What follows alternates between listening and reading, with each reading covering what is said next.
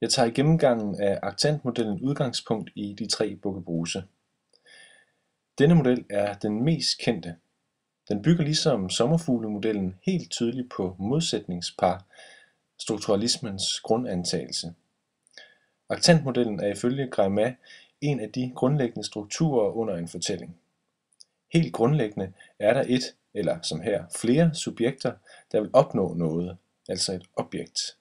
Og i den kamp er der både hjælpere og modstandere og en giver.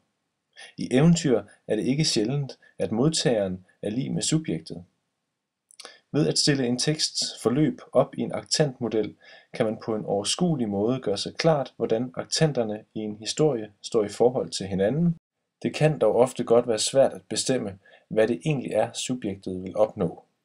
I et eventyr vil objektet ofte kunne forstås symbolsk, og så er vi fremme ved fortolkningen.